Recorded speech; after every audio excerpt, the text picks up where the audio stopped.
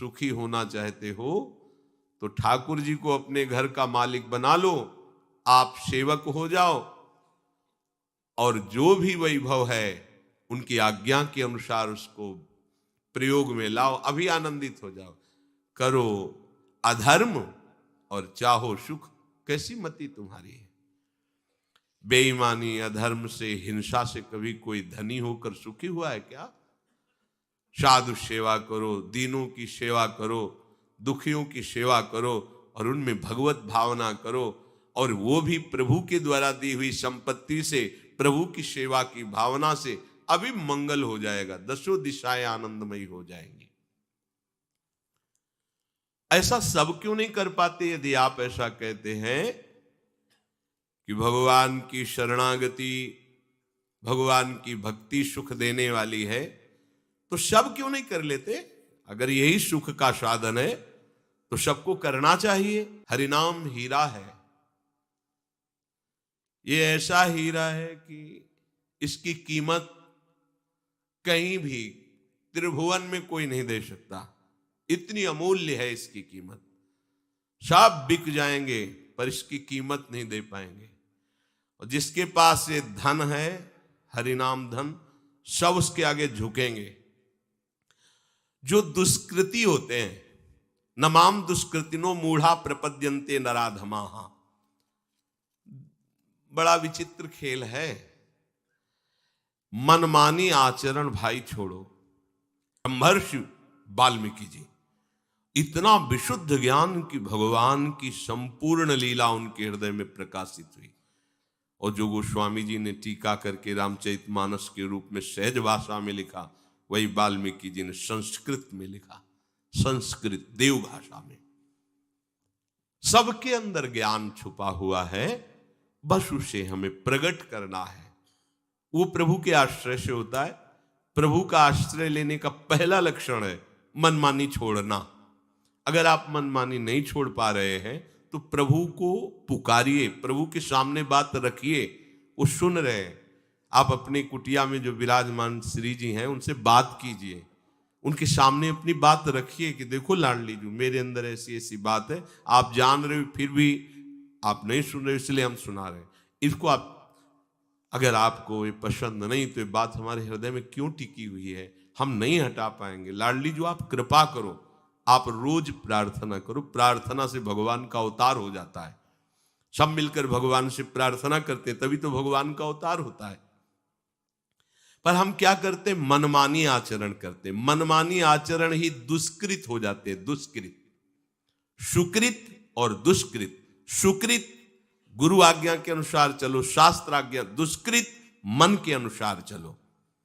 जो मन के अनुसार चलना है वो दुष्कृत। जो दुष्कृति लोग हैं वो भगवान की शरण नहीं होते।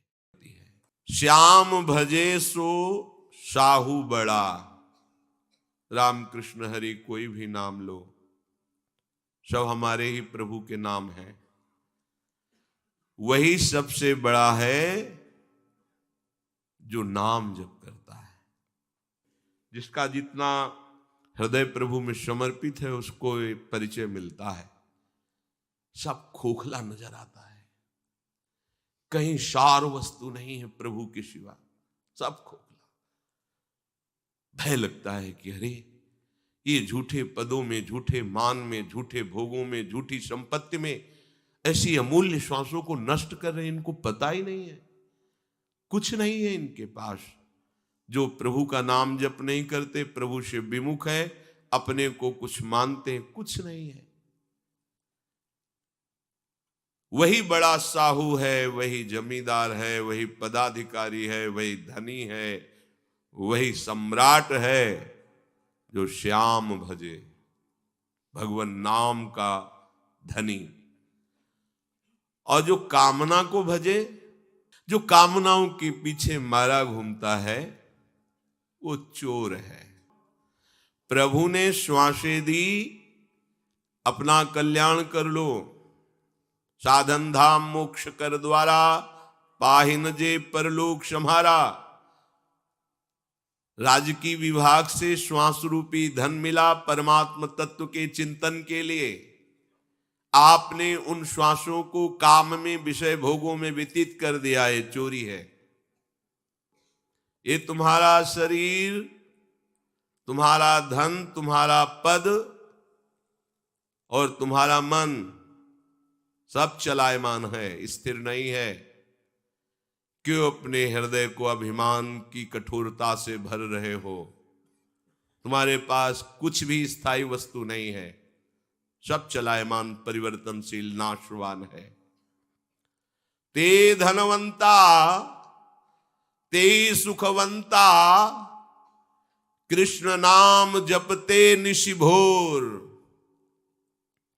वही सबसे बड़ी धनवान, धन संपत्ति वाला, वही सबसे बड़ा सुख सामग्री वाला, सुखवंता, जो रात दिन कमाई नाम की कर रहा है। कृष्ण कृष्ण कृष्ण कृष्ण, राधा राधा राधा राधा। प्रभु को भूल करके काम, क्रोध, मद, मोह, मत्सरता की प्रेरणा से दुष्कृत कर्म कर रहे हो। एक ही उपाय है बचने का, प्रभु का नाम जप लो, नहीं तो यम के द्वारे पर तुम्हारी बहुत पिटाई होने वाली है।